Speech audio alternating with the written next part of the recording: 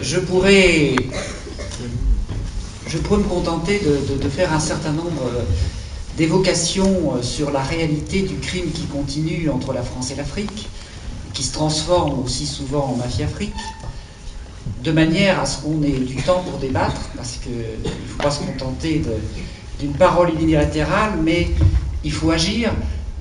Jean-François Correr, qui est le président de Survirone, dit que j'ai fondé Survie, c'est pas vrai.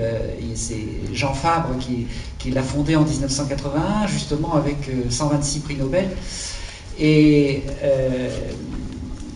Survie, c'est une aventure collective, et comme le dit très bien Tikenja, ça changera que si nous allons dire aux hommes politiques que nous ne voulons plus de ce qui nous déshonore. Autrement dit, France-Afrique, le crime continue, et nous sommes là pour que ça cesse.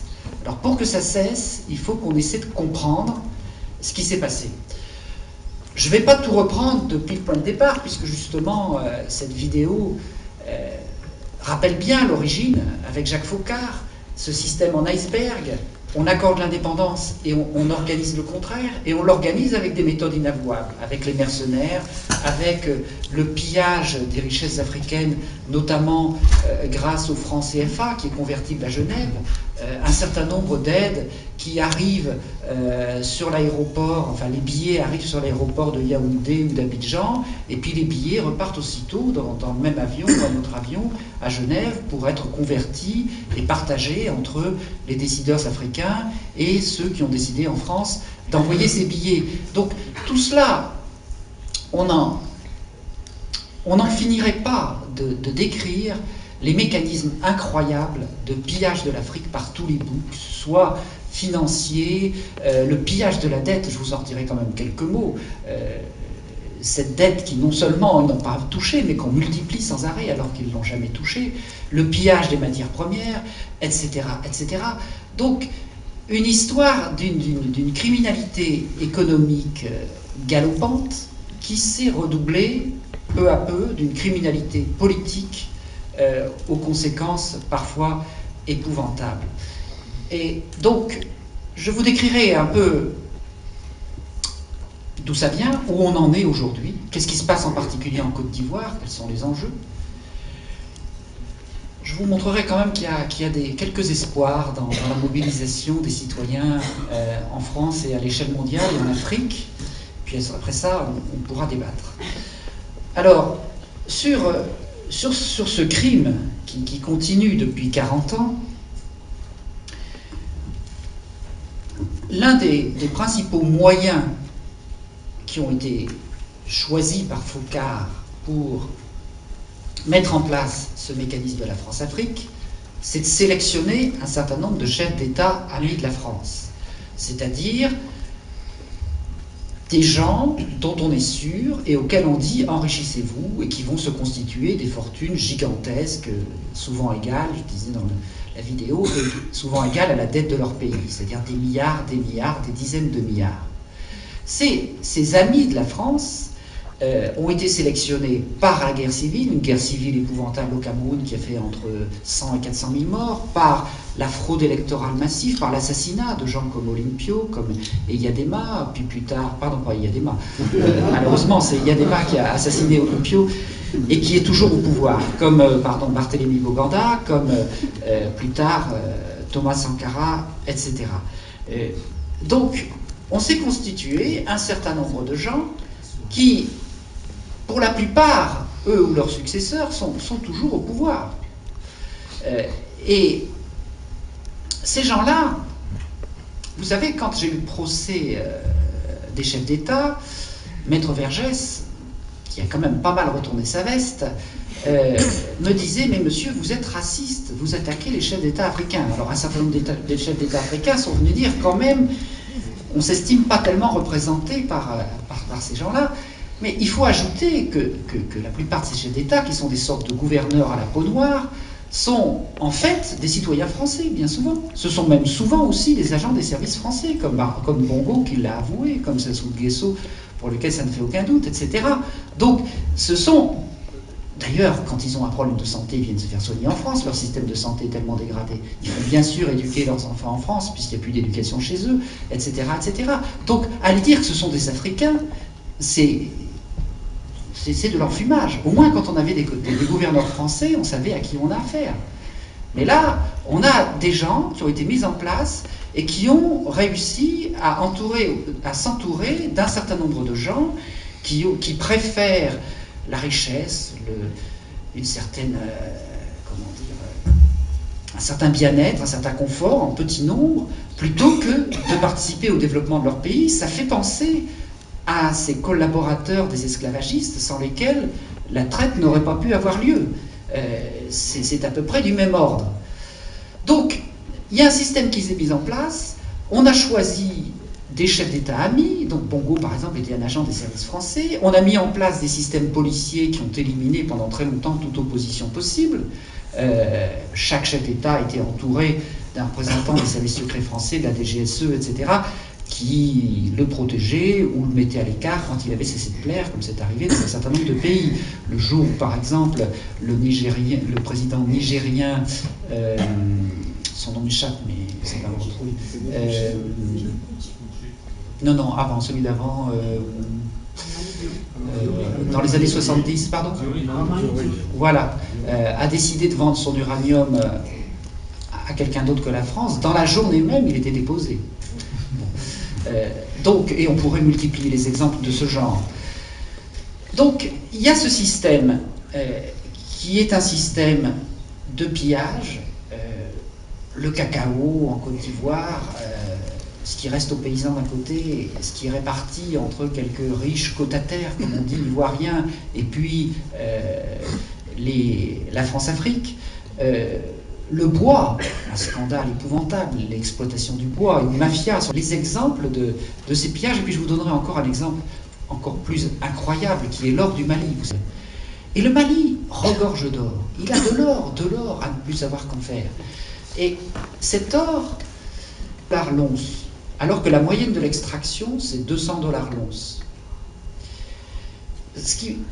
Et il y a une compagnie sud-africaine avec des escrocs canadiens qui, comme par hasard, a obtenu les concessions de l'or à Sadiola et dans d'autres mines. Et bien entendu, ils font comme si l'or coûtait 200 $. C'est-à-dire toute la différence qui fait la fortune du Mali, qui permettrait de doubler sans doute ou tripler le produit intérieur brut du Mali et peut-être de payer l'école ou la santé, etc. Tout ça, ça va dans les poches d'un certain nombre de multinationales par des voies qui avoisinent l'escroquerie. Et en plus, les conditions d'environnement sont détestables, c'est-à-dire que le cyanure fuit, il y a des tas de problèmes de non-protection de l'environnement, etc. Donc on assiste à une caricature invraisemblable. Vous avez, c'est le cas de le dire, un pays le plus pauvre de la planète qui est assis sur un tas d'or, et son tas d'or, il s'en va. Le journaliste Norbert Zongo a été assassiné notamment parce qu'il avait révélé que le président Compaoré avait réussi à voler tout l'or du Burkina, tout simplement en faisant deux sociétés qui ont le même nom, une société plus ou moins d'État et puis une autre du même nom qui en fait récupérait tout l'argent de l'or du Burkina. Donc on est dans des mécanismes de pillage incroyables. Je ne vais pas vous raconter non plus, parce que je l'ai fait plusieurs fois assez longuement, notamment dans Noir Silence, dans 2 chapitres, et dans Noir Chirac, tout ce qui s'est passé au Congo-Brazzaville. Mais on a là une dictature d'un monsieur que j'appelle Monsieur 17%, Denis Sassou Nguesso. Ce monsieur, Loïc Le Floch-Prigent, l'ancien PDG d'Elf, disait « Ah oui, le Congo-Brazzaville a été un temps marxiste, toujours sous contrôle d'Elf. » C'est assez spécial. Ce marxiste sous contrôle d'Elf est en fait Monsieur Denis Sassou Nguesso. Et donc, au début des années 90, le mouvement démocratique, parce qu'il y a une forte poussée démocratique, a fait une conférence nationale souveraine, a renversé M. Sassou Nguesso pour toutes sortes de raisons, parce qu'il avait torturé, commis des massacres, pillé le pays, creusé une dette considérable, et puis aussi parce que ce monsieur était très pratique, il ne demandait pour son pays que 17% des revenus du pétrole. et encore du pétrole déclaré, parce qu'on sait depuis, de l'aveu même de Lefloc-Prigent, qu'une grande partie du pétrole n'est jamais déclarée, puisqu'il n'y a personne pour compter. Donc il y en a une partie qui était vendue sur le marché noir. Eh bien, ce monsieur, 17%, a été écarté par la conférence nationale souveraine. On a trouvé dans le coffre-fort d'Elf la preuve qu'un coup d'État avait été organisé par le réseau Pasqua, Elf et Focard. Ce coup d'État a échoué, il y a eu des élections, Sassou Nguesso s'est présenté, il a eu 17%. Donc c'est monsieur 17% dans tous les sens du terme. Eh bien, il y a eu d'innombrables témoignages comme quoi la France n'a cessé ensuite de le réarmer, d'aider ses milices, d'envoyer des mercenaires, de ramener des forces de différents côtés, l'ancienne garde présidentielle de Mobutu, des résidus de ceux qui avaient commis le génocide au Rwanda, des Tchadiens amenés par avion par la France, et puis finalement l'armée angolaise. Tout ça a permis, en 1997, dans une guerre civile, de renverser le gouvernement qui avait été élu démocratiquement. Et puis ensuite, une deuxième guerre civile, toujours avec des mercenaires français, avec tous ces gens qui avaient été ramenés par la France, quasiment pilotés en direct de l'Élysée. Cette deuxième guerre civile a fait au moins 100 000 morts, plusieurs dizaines de milliers de viols systématiques, et aujourd'hui, vous avez entendu qu'il y avait un procès en France pour crime contre l'humanité à propos de 353 jeunes qui ont été massacrés quand ils sont revenus de l'autre côté du fleuve jusqu'au Congo-Brazzaville. Donc une série de crimes contre l'humanité terribles. Mais voilà, M. 17% est au pouvoir et les affaires peuvent continuer. M. 17% est un très grand ami de Chirac qu'il a reçu récemment à l'Élysée. Donc je ne vais pas reprendre toute cette histoire qui est un des scandales les plus incroyables récents. Donc je reviendrai tout à l'heure sur ceux qui prétendent que la France-Afrique est terminée, mais c'est quand même un peu énorme de dire des choses comme ça. Mais ce que je voudrais souligner simplement sur cette histoire du Congo-Brazzaville, que j'ai démontré dans un autre livre qui s'appelle L'envers de la dette, qui est paru l'année dernière, c'est une machine de guerre absolument incroyable. Voilà un pays qui a beaucoup de pétrole, qui produit officiellement au moins 12 millions de tonnes de pétrole par an. Le pétrole, c'est une richesse. Eh bien, on fait quelque chose de formidable. On prend le pétrole,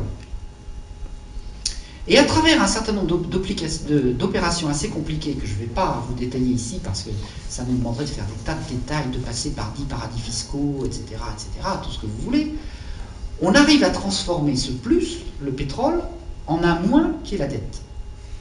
C'est-à-dire qu'en gros, premièrement, on fauche le pétrole et on reverse quasiment rien au pays, si ce n'est à son dictateur, et deuxièmement, on vend le pétrole à l'avance, le pétrole futur, sur 10, 15 ans, et puis on fait des tas d'opérations sur la dette avec toutes sortes d'intermédiaires qui multiplient la dette par 2, par 3, chacun s'en mettant dans les poches, et donc finalement, vous n'avez plus de pétrole, mais vous avez une dette qui est égale à 3 fois la production annuelle du pays. Et vous n'avez plus de santé, vous n'avez plus d'éducation, vous avez un pays hyper endetté. Et le plus extraordinaire, c'est que avec cet argent de la dette, une petite partie de cet argent de la dette, on achète des armes, et on arme les deux côtés de la guerre civile, ce qui fait que le pays peut se détruire. Et tout ça, c'est parfaitement prouvé. Ce qui est plus extraordinaire, c'est que dans les méandres de l'affaire Elf, qui sont heureusement poursuivis par quelques juges extrêmement courageux, on a trouvé qu'il y avait un type qui tenait tout ça ensemble, qui s'appelle Jacques Sigolet, qui est l'adjoint d'André Tarallo, le monsieur Afrique d'Elf. Ben, ce monsieur Sigolet, installé à Genève, à la fois il faisait les opérations financières sur le pétrole qui lui permettaient de s'évaporer, à la fois il gérait la dette du pays en multipliant les intermédiaires et en la gonflant sans arrêt comme eux en neige, et à la fois il donnait des ordres aux marchands d'armes pour faire en sorte que tel camp ou tel camp, parce que c'était tantôt pour un camp ou tantôt pour l'autre, puisse être armé et contribuer à mettre le pays à feu et à sang. C'est des choses qu'on a du mal à comprendre. On a eu nous-mêmes beaucoup de mal à comprendre qu'un tel degré de cynisme était possible. On a eu beaucoup de mal à imaginer et à accepter que dans la guerre civile de l'Angola, on vous dit qu'aujourd'hui l'Angola connaît une terrible catastrophe humanitaire.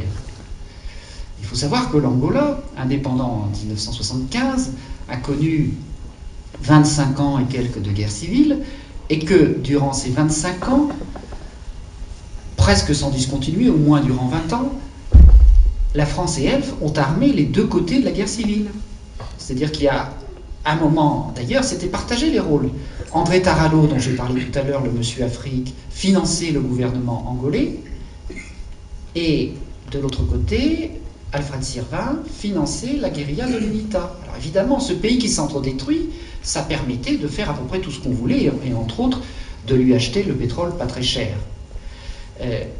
Donc, vous voyez qu'on assiste à des mécanismes qui sont des mécanismes de pillage et de destruction qui défient un peu l'imagination. Et alors, quand, sur fond de pillage, de dégradation de l'économie, sur lequel je ne vais pas m'étendre longuement, on a des politiciens sur place, en bout de course, qui n'arrivent plus à se faire élire s'il y a des élections, on a le pire qui advient, c'est-à-dire un renouveau de la criminalité politique sur fond d'instrumentalisation de l'ethnisme ou du racisme. Parce qu'on sait que malheureusement, depuis le début de l'humanité, trouver un bouc émissaire, ça marche toujours.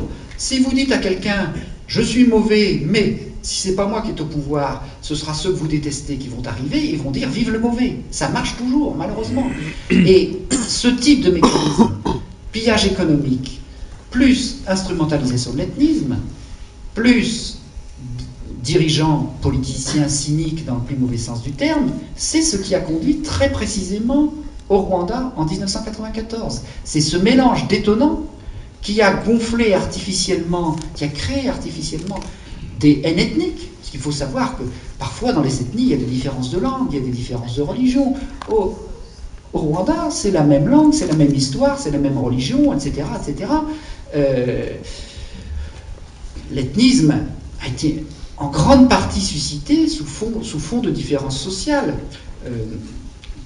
sur mode, je vais dire, de plaisanterie. Je pourrais dire, bien que l'affaire ne prête pas tellement à plaisanter,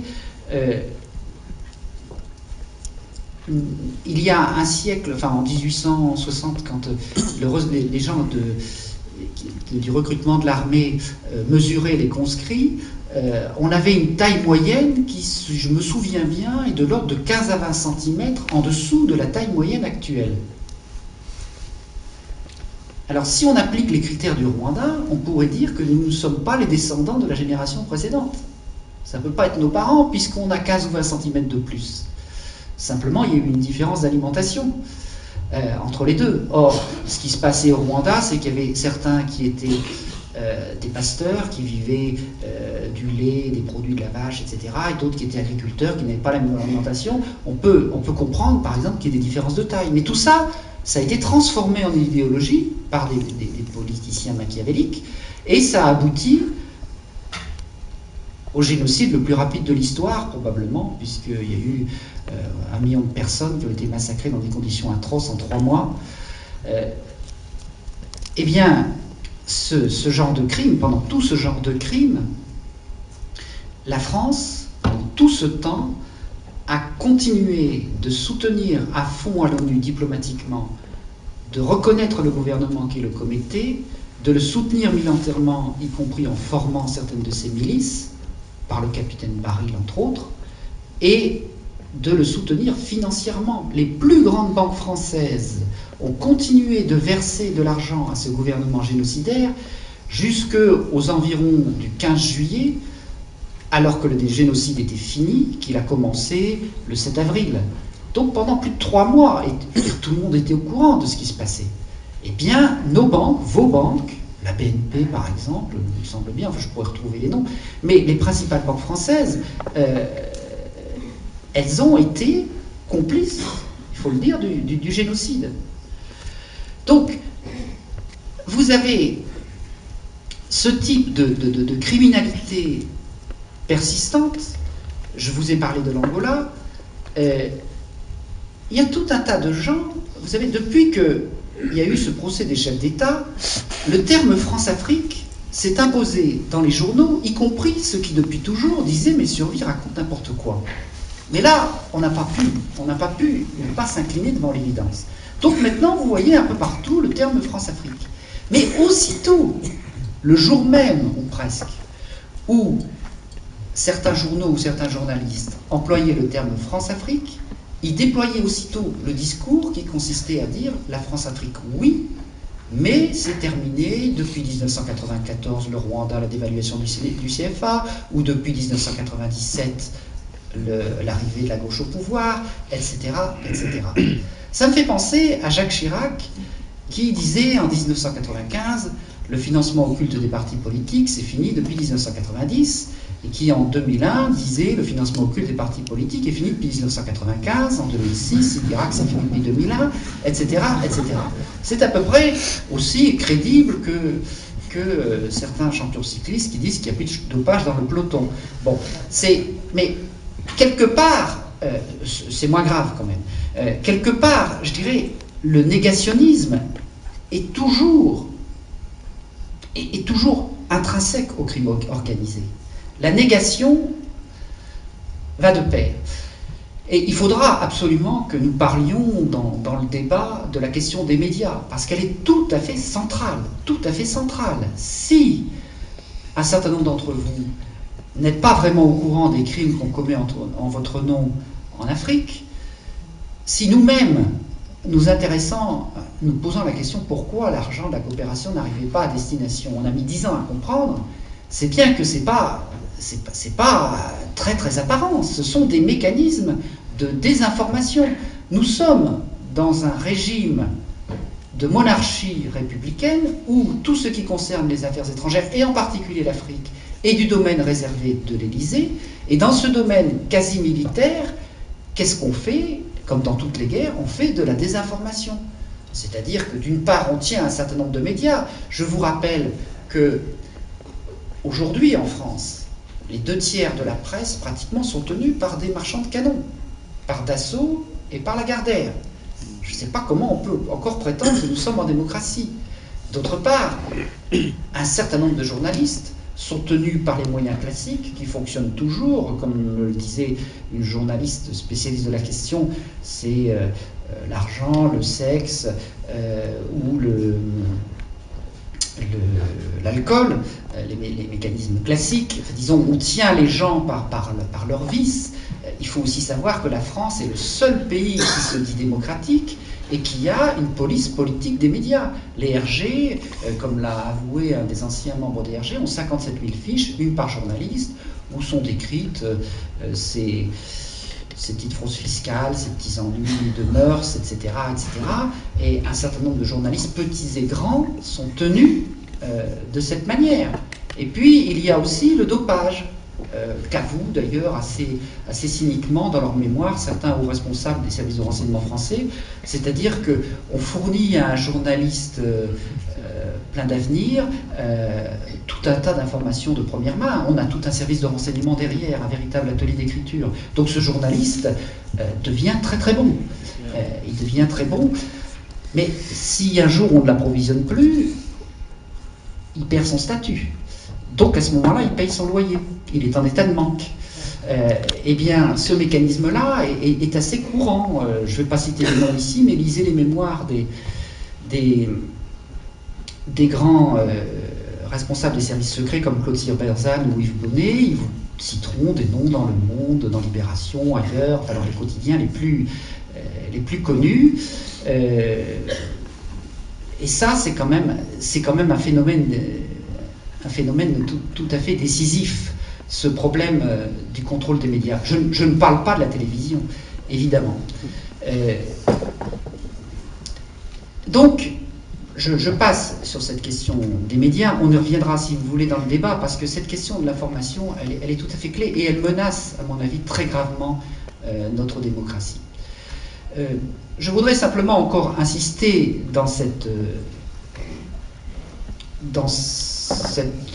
démonstration du fait que le crime continue, pour simplement démontrer cette affirmation que vous allez trouver partout: la France-Afrique, ça n'existe plus, c'est fini.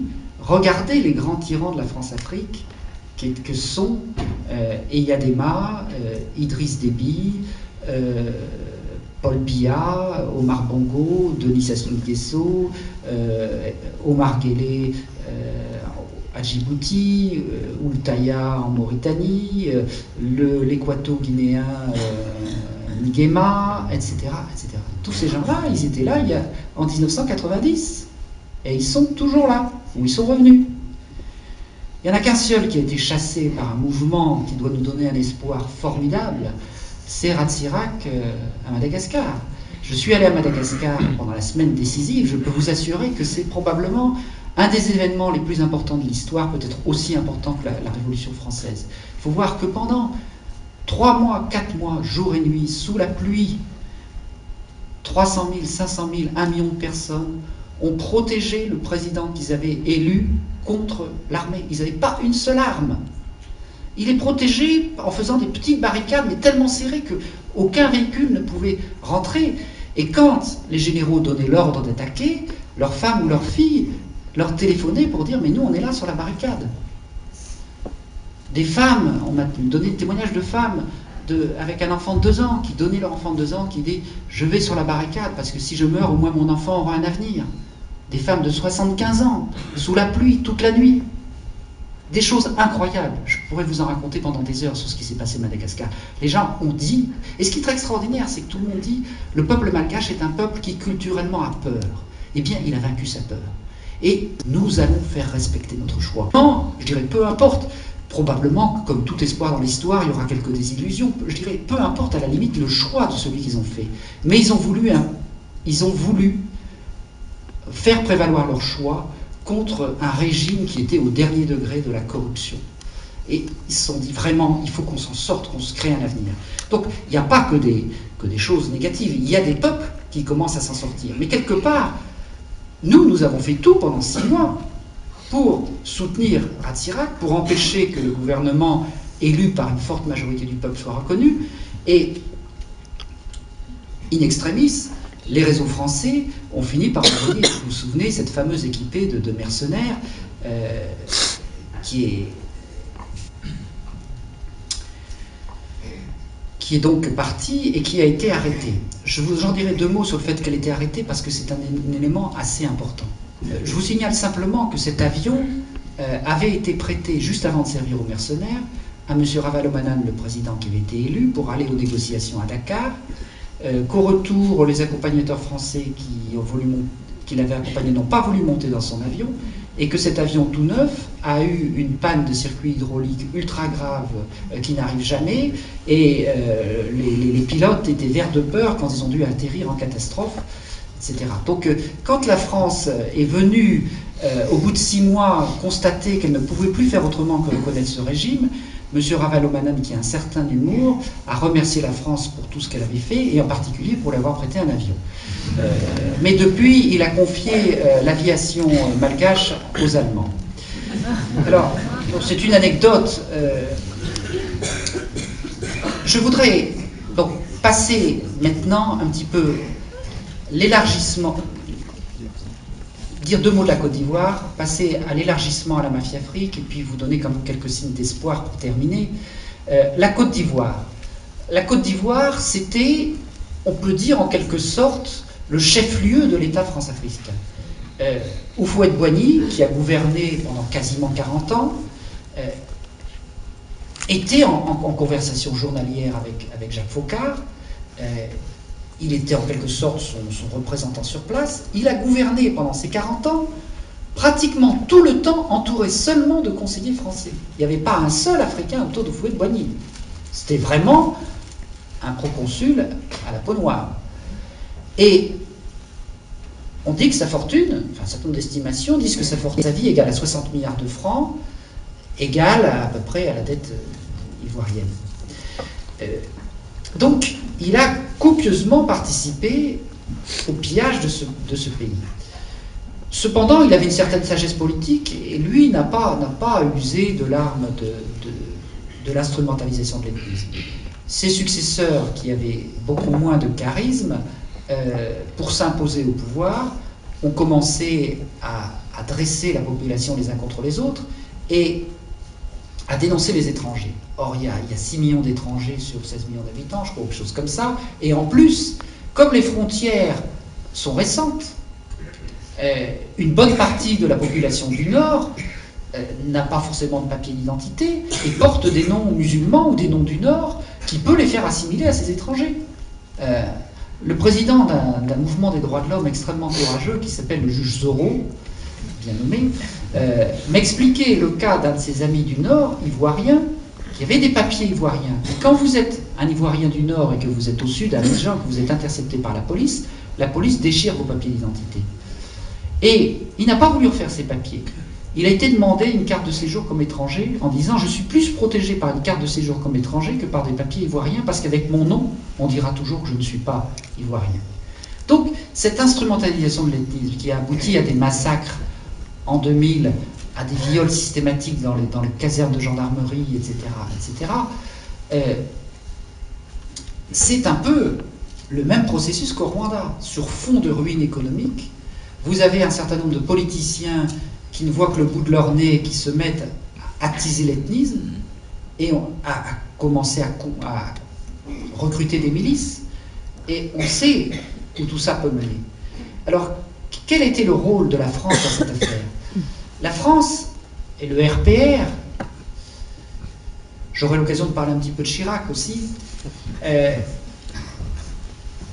la France était l'ami de Houphouët-Boigny et de son successeur Bédier. À partir du moment où Bédier a été renversé par un coup d'État en 1999 par le général Gueye, et que Laurent Gbagbo a doublé le général Gueye dans la présidentielle de l'an 2000, la France s'est mise derrière les 4 leaders ivoiriens, Bédier, Gueye, Gbagbo et le leader du Nord, Ouattara. Chaque leader avait derrière lui un bout de réseau france-africain. C'était une sorte de réseau de jeu de 4 coins assez classique, ce qui fait que la France était sûre de gagner.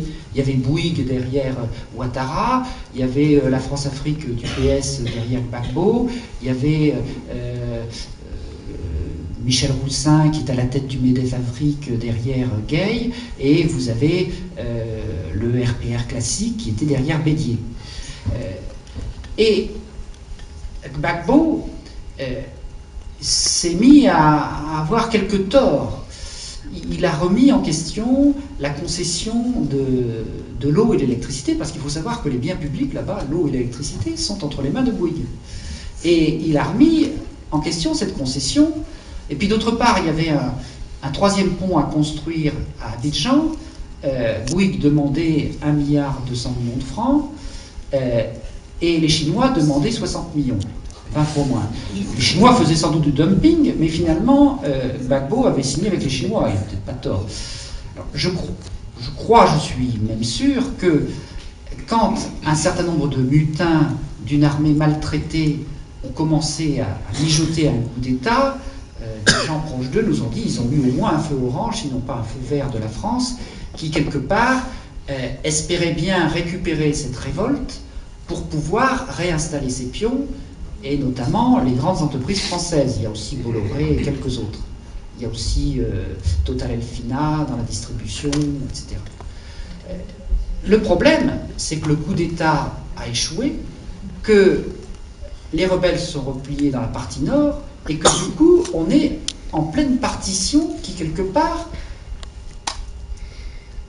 aggrave le risque d'explosion ethniste. Parce que si les rebelles déversent vers le sud, il y aura des massacres à Abidjan. Si les forces armées vont vers le nord, il y aura des massacres dans le nord, et il y aura des massacres un peu partout. Et la France, qui s'est retrouvée au milieu pour tenter de contrôler la situation, se trouve en fait dans une position quasi impossible, parce que si elle s'en va, ça risque de se passer comme au Rwanda. Et donc, quelque part, elle est complètement coincée dans cette affaire, et nous souhaitons être extrêmement attentifs, et je vous invite à être extrêmement attentifs, parce que cette affaire de Côte d'Ivoire, encore une fois un pays exemplaire de la France-Afrique, pourrait très très très très mal tourner, tellement les médias de là-bas ressemblent aux médias qui ont attisé la haine au Rwanda. Vous vous souvenez de la fameuse radio d'Émile Colline? Eh bien, vous avez des journaux à Abidjan qui disent « On ne gagnera la guerre que quand on aura chassé 500 000 étrangers qui approuvent le fait qu'on ait déjà détruit un certain nombre de bidonvilles qui occupaient des étrangers, etc. » On est vraiment dans une situation tout à fait explosive. Je voudrais revenir un petit peu à Jacques Chirac. Parce que ça, c'est des choses que j'ai découvertes plus récemment, que j'ai expliquées dans mon dernier ouvrage Noir Chirac. C'est que quand je disais dans la vidéo qu'il y avait 3 raison de la France-Afrique, le cortège d'États clients, l'accès aux matières premières et le financement des activités politiques, j'en oubliais une quatrième, qui est la sous-traitance de la guerre froide. En fait, Jacques Chirac, depuis le début, est dans les réseaux de la guerre froide. Et ces réseaux de la guerre froide en France sont extrêmement intéressants. Ils ont recruté dans l'extrême droite, chez les collaborateurs, les Bousquet, etc. Tout ça ont été recrutés. Klaus Barbie, tous les nazis en Allemagne aussi. Une bonne partie de responsables des services nazis ont été récupérés dans la guerre froide. Et également un certain nombre de sectes, et également aussi une instrumentalisation d'une faction droitière de la franc-maçonnerie qui s'appelle la Grande Loge nationale française, à laquelle appartiennent aujourd'hui tous les dictateurs africains. On ne peut pas être chef d'État en France-Afrique sans appartenir à la GLNF. De même qu'y appartiennent une grande partie des responsables des services secrets, une grande partie des généraux qui commandent les troupes françaises en Afrique, et également tout l'état-major de TF1, ce qui fera que vous ne serez pas forcément renseigné sur ce qui se passe en Afrique par TF1. Mais j'en passe et beaucoup d'autres aussi dans un certain nombre de banques. Donc, vous avez des réseaux qui ont été formés par la guerre froide, et alors, tout ça, c'est pas des histoires, puisque l'un des membres éminents de la GLNF, qui était l'ancien numéro 1 de la DGSE, Pierre Marion, a expliqué comment son obédience était devenue une mafia. Il est même venu témoigner à un de mes procès en ma faveur, ce qui est assez inattendu. Donc il y a des gens qui sont scandalisés par ces dévoiements. Je veux dire, la franc-maçonnerie a joué un rôle éminent dans la construction de la République et des biens sociaux, des droits sociaux en France. Et donc ce dévoiement, je dirais, dégoûte un certain nombre de gens qui pensent que leur humanisme n'est pas fait pour ça. Mais donc Jacques Chirac, lui, je ne vais pas le détailler, mais il est au cœur de ces réseaux. La colonne vertébrale de la France-Afrique s'est construite depuis 1974 autour de Jacques Chirac. Et ce que j'ai compris plus tard, c'est que les réseaux Mitterrand, par exemple, n'étaient qu'une sorte de greffe sur le réseau Pasqua, et que si Jean-Christophe Mitterrand a eu à un moment une certaine importance, c'est parce qu'il s'était allié avec Charles Pasqua. Charles Pasqua travaillant pour Chirac, même si apparemment, à certains moments, il semble travailler contre. C'est quelque chose qu'il faut regarder de très près en observant les généalogies. Parce que quand vous comprenez qu'une grande partie de la France-Afrique a été faite dans le cadre de la guerre froide, quand vous comprenez aussi, par exemple, que les essais nucléaires de 1995 ont été quasi commandités par les États-Unis à la France pour pouvoir faire un certain nombre d'expérimentations en vue ensuite de faire des simulations, quand vous regardez toute l'histoire nucléaire de la France qui est totalement liée aux États-Unis, vous vous rendez compte qu'un certain type de discours qui vous dit la France-Afrique, on fait ça pour lutter contre l'impérialisme américain, c'est totalement pipeau. Ça, c'est un discours destiné aux subalternes. C'est un discours destiné au public, au bon public, si vous voulez. Mais si vous regardez de près l'affaire Falcon-Gaydamak, Falcon-Gaydamak, c'est ces gens qui ont bradé 7 milliards de dollars autour du pétrole angolais, qui ont vendu pour 3 milliards de francs d'armes au régime angolais, et Jean-Charles Marchiani, qui travaillait avec eux, a dit c'était la contrepartie de l'intervention de l'Angola en faveur des intérêts de la France dans les guerres civiles des deux Congos. On dit quoi avec ça? Nous, Français, on se retrouve impliqués dans deux des guerres civiles les plus épouvantables d'Afrique, sans le savoir, à travers toutes ces manœuvres autour du pétrole angolais, pays pratiquement bientôt le plus riche d'Afrique en matière de pétrole. Bon. Eh bien, ce que révèle un rapport de Global Witness, une ONG britannique tout à fait performante, un rapport qui s'appelle Tous les hommes du président et que nous allons bientôt éditer en français, il révèle que Falcon est en fait travaillé aussi pour les grandes compagnies pétrolières américaines. D'ailleurs, Falcon vivait dans un ranch aux États-Unis. Lui, le pasquoyen anti-américain, avait créé sa société Falcon Oil, qui vendait en fait des armes aux États-Unis, et il a été le plus gros contributeur de la campagne de Bush avec un autre monsieur devenu célèbre, le PDG d'Enron. Donc, vous voyez que, quelque part, quand on vous dit que ces gens-là, les Pasquoiens, sont anti-américains, c'est du pipeau. Dans la France-Afrique, pour lequel Charles Pasqua m'a fait un procès, j'ai expliqué que Charles Pasqua était à l'origine de la French Connection, le trafic de drogue. Il ne m'a pas attaqué là-dessus. Il ne m'a pas attaqué là-dessus. Et la French Connection était représentée par un adjoint de Pasqua chez Pernod Ricard, qui s'appelait Venturi, si je m'abuse, Jean Venturi, qui était établi au Canada. Eh bien, on a des preuves que les services américains savaient depuis 1961 que M. Venturi représentait la French Connection. Et M. Venturi restait tranquille à gérer son soi-disant pastis jusqu'en 1967. Tout simplement parce que dans ces affaires de guerre froide, Pasqua et même Foccart travaillaient avec l'OTAN. Donc, redécouvrir les filières des réseaux de la guerre froide est extrêmement important pour comprendre les véritables enjeux d'aujourd'hui, et y compris la nouvelle guerre froide qu'on est en train de nous promettre, à laquelle se sont ralliés avec une précipitation incroyable tous les chefs d'État tortionnaires d'Afrique, qui ont dit « nous sommes pour l'axe du bien ». Ils ont tous dit, fait des discours emballés, parce qu'ils savent très bien qu'une guerre froide, c'est le meilleur moment pour protéger de nouvelles dictatures, pourvu qu'elles soient alignées. Donc, tout cela, c'est important de le comprendre. Aussi, nous, à un moment donné, encore naïfs, nous nous disions, mais quand la France fait de telles horreurs au Congo-Brazzaville, peut-être que les Américains, pas toujours d'accord avec les Français, vont dénoncer ce que fait la France. Mais non, les Américains ont dit, c'est très bien ce que fait la France, et nous avons eu des témoignages directs à l'ONU, où Kofi Annan, le secrétaire général, a dit « Je ne peux rien faire au Congo-Brazzaville, car c'est la chasse gardée de la France. » Et ça ne peut être la chasse gardée de la France qu'avec la bénédiction, bien entendu, des États-Unis. Donc, je m'arrête sur cette espèce de description.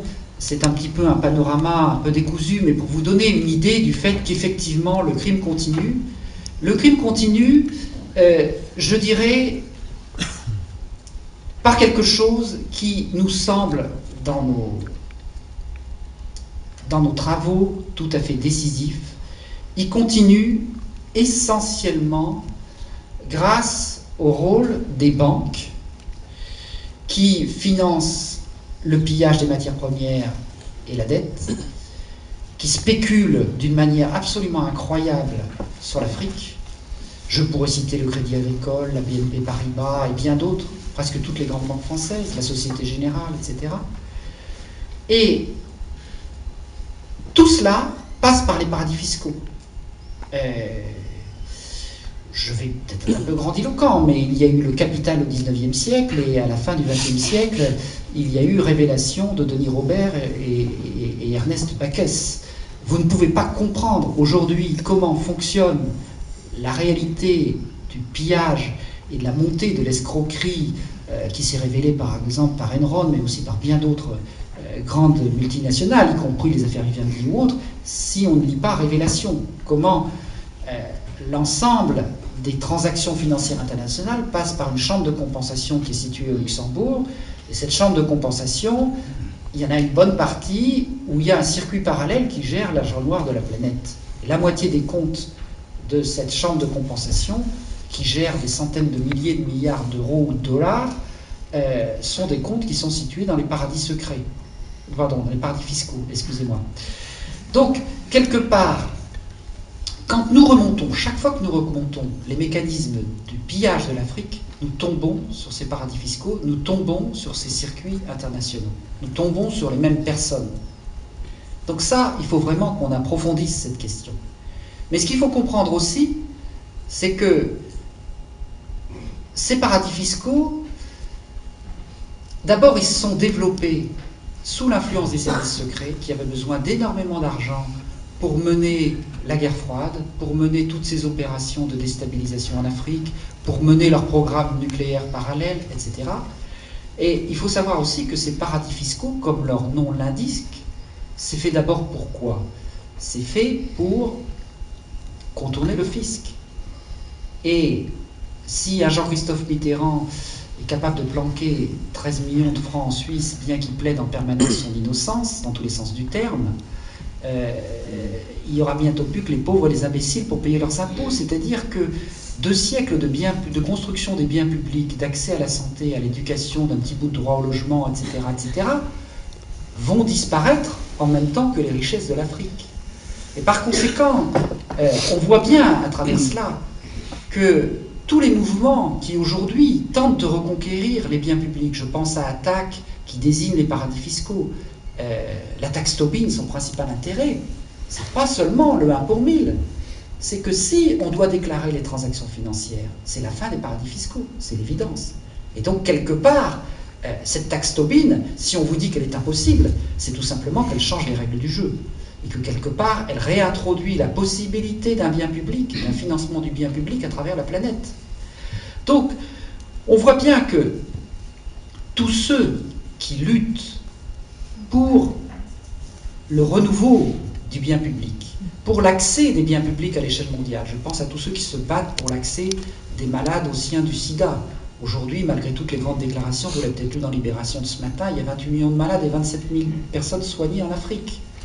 Tous ceux qui se battent pour le bien public de l'eau, contre l'effet de serre, tous ceux qui vont se battre dans la discrétion à Genève au printemps prochain à propos du sommet de l'information qui est en fait programmé pour être la mainmise définitive des grandes firmes multinationales sur ce bien public fondamental que sont les fréquences et tous les circuits de communication à travers la planète, eh bien tout cela retrouve en fait derrière la lutte pour les biens publics la criminalité financière et le financement de la corruption des contrepoids politiques ou judiciaires à travers les paradis fiscaux. Donc je crois qu'aujourd'hui, nous avons une boussole assez claire. On s'aperçoit à travers les sommets de Porto Alegre, à travers de premières victoires obtenues pour la Cour pénale internationale ou d'autres, que nous avons des possibilités de construire du bien public. Mais il faut qu'on sache où sont nos ennemis, et nos ennemis, ils se situent du côté des trous noirs de la criminalité financière.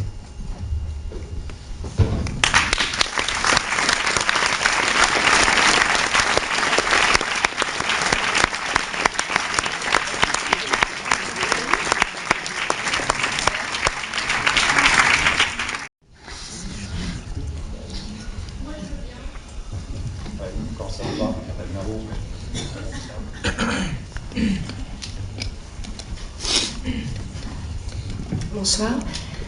En fait, je pense que tout ce que vous avez décrit, même si franchement je n'ai pas tout compris, on arrive à le percevoir, en tout cas les gens qui sont ici, c'est certain.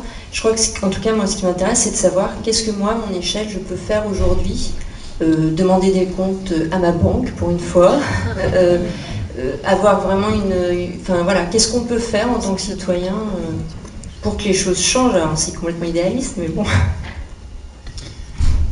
Si je voulais prêcher pour notre boutique, je dirais à Survie. Il y a de bonnes lectures à Survie. Nous publions chaque mois une lettre mensuelle qui s'appelle Billets d'Afrique et qui est un petit peu le journal des turpitudes de la France-Afrique. Mais votre idée de la banque est excellente. On avait fait une campagne l'an dernier en demandant à nos militants d'aller remettre à leur banque le livre L'envers de la dette qui démontre comment elles sont impliquées dans des crimes contre l'humanité, comment elles ont financé des régimes odieux et comment elles contribuent à faire mousser la dette, une dette qui n'existe pas, si vous voulez. D'ailleurs, souvent, de plus en plus de gens qui se battent contre la dette, ils ne réclament pas l'annulation de la dette, ils réclament la nullité de la dette, parce que c'est une dette qui n'existe pas, dont les objets... En droit, vous avez un certain nombre de principes de droit. Quand un contrat a été obtenu par tromperie, quand il n'a pas d'objet, il est nul. Par conséquent, cette dette n'existe pas. Et je dirais même encore un précédent plus intéressant. Je crois que c'est en 1897 ou 1898, les États-Unis ont réussi devant la Cour de la Haye, le tribunal international de la Haye, à faire annuler la dette de Cuba envers l'Espagne en disant que cette dette avait été contractée par un dictateur qui était à la solde de l'Espagne. Si aujourd'hui, fort d'un précédent créé par les États-Unis, on décrète qu'est nulle la dette contractée par tous les dictateurs, déjà ça va faire un gros paquet de dettes en moins. Donc il y a des précédents juridiques, il y a moyen d'attaquer la dette. Donc, or, là derrière, les banques évidemment sont au cœur, parce que elles n'ont pas que prêté, passant par des intermédiaires, repassant par des intermédiaires. Quand vous regardez les circuits, ça vous donne le tournis. C'est-à-dire, c'est vraiment incroyable. Chaque fois 1%, 1%, 1%, 1%, puis finalement, à force de rajouter 1% chaque fois que vous faites de 3 fois le tour des paradis fiscaux de la planète, ça finit par faire des sommes absolument incroyables. Eh bien, là, nous devons demander des comptes aux banques. Un banquier d'importance, qui est un peu atypique, qui est membre du comité scientifique d'attaque, nous expliquait qu'il travaillait dans une des plus grandes banques françaises et qu'il avait expliqué que les spéculations incroyables sur le pétrole du Congo, non seulement pillaient le Congo, le détruisaient, mais étaient même extrêmement dangereuses pour la Société Générale, parce que c'est ce qu'on appelle en termes un peu compliqués économiques, des positions non dénouées.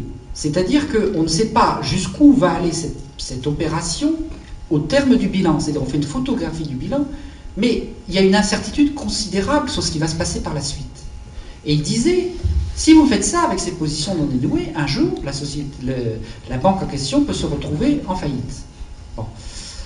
Eh bien, la consigne qui a été donnée juste après par le PDG de la banque, c'est de dire, imitez tous ce qu'on fait au Congo, parce que c'est extrêmement rentable à court terme. Donc vous voyez que non seulement ces banques concourent à ruiner, au pillage d'un certain nombre de pays d'Afrique et du tiers-monde, parce qu'elles y font de très gros bénéfices à court terme, mais qu'en même temps, elles prennent des risques considérables pour leurs épargnants. Il est tout à fait possible qu'un jour on retrouve un scandale Enron avec une grande banque française. On a déjà eu la BNP, mais à l'époque la BNP était nationalisée, donc on l'a rattrapé, pardon, pas la BNP, on l'a rattrapé in extremis, grâce à nos impôts d'ailleurs, impôts considérables. Donc ça fait parmi les choses qu'on peut faire. Nous avons mené des campagnes contre les mercenaires. Aujourd'hui, il y a une loi qui a été déposée par le gouvernement Jospin pour interdire les mercenaires 3 jours avant les élections. Elle a été déposée, donc jamais votée, évidemment. Mais cette loi, c'est quand même un progrès. Or, si on faisait un référendum en France en disant question sur les mercenaires, est-ce que vous trouveriez légitime que des mercenaires tchadiens ou rwandais, ou je ne sais pas quoi, aient le droit de venir opérer en France? Je pense que le résultat du référendum serait assez simple. Alors pourquoi nous, dans notre législation, admettons-nous, pour le moment, que des mercenaires français, qui sont tous pratiquement issus des milieux d'extrême droite, pratiquement tous, le vivier des mercenaires français principal, c'est la garde présidentielle de Le Pen, le département protection-sécurité. Et là-dessus, on pourrait raconter de longues histoires incroyables, mais on n'a pas le temps aujourd'hui. Donc, nous envoyons, nous, non pas des mercenaires bien gentils, mais des gens d'extrême droite qui portent en eux une idéologie raciste dans les conflits ethniques en Afrique. Donc ça, c'est assez facile à faire comprendre que c'est quand même pas très conforme à notre surnom de patrie des droits de l'homme. Et là-dessus, on peut se battre, c'est ce que nous allons commencer à faire, pour que le gouvernement actuel dise s'il est pour ou contre les mercenaires et s'il est prêt à voter cette loi qui les interdit. Il va essayer de dire oui, on est bon, mais là il est un petit peu coincé. Bon. Il y a comme ça un certain nombre de campagnes qu'on peut mener, et puis je crois aussi beaucoup à la diffusion de l'information. Vous savez, on a l'impression que ces choses-là ne changent pas. Vous ne pouviez pas imaginer peuple plus désespéré que Madagascar mi-2001. Et puis tout d'un coup, les logiciels de tous les gens qui disent c'est pas possible, c'est plus possible, on supporte plus, ces logiciels qui fonctionnent chacun dans leur coin, tout d'un coup ces logiciels se mettent à s'accorder, à se mettre en harmonie, et le refus devient quelque chose d'irrépressible. Alors je ne pense pas que le refus des Français par rapport à la France-Afrique sera le premier dans ce mouvement. Mais je pense par contre, quand on écoute Tikenja, vous savez, il peut réunir 100 000 personnes dans un concert en Afrique, hein, il l'a déjà fait. Et je pense que tout cela, ça commence un peu à s'articuler, et qu'un jour ou l'autre, on aura des refus. Dans l'Union européenne, comme aux États-Unis, on dit il faut refuser les monopoles, parce que les monopoles, ça veut dire que le monopole se sert sur le dos du consommateur. Or, Bolloré a le monopole du transport sur une grosse partie de l'Afrique. Pourquoi acceptons-nous, pour les Africains, un monopole que nous refusons ici? Eh bien, le jour où les Africains diront c'est pas normal parce que ça se fait sur notre dos, on boycotte Bolloré, il n'y en aura pas pour très longtemps. Donc, quelque part, il faut que des prises de conscience de l'inacceptable ne se fassent pas dans un petit coin, mais commencent à se réaccorder. Et l'un des enjeux fondamentaux, c'est la conscience panafricaine. Le début de l'indépendance est marqué par les grands panafricains. Ensuite, la politique néocoloniale a consisté à diviser les gens sans arrêt, les pays les uns contre les autres, etc., etc. Il n'y aura pas de possibilité de s'en sortir si on ne réémerge pas ces consciences panafricaines. Elles recommencent à réémerger. Oui, bonsoir. Tout d'abord, merci pour votre exposé. Et ensuite, j'ai une question qui se réfère au film qui a été passé au début. Voilà, vous distinguez deux sortes d'ONG, les ONG dites de développement, que vous qualifiez d'être installées longtemps en Afrique et qui font un travail apparemment correct. Et ensuite, vous parlez des ONG d'urgence, mais c'est pas très bien développé dans le film. Et justement, j'aimerais avoir votre opinion sur les ONG d'urgence qui interviennent en Afrique, leur action, leur légitimité, enfin votre avis.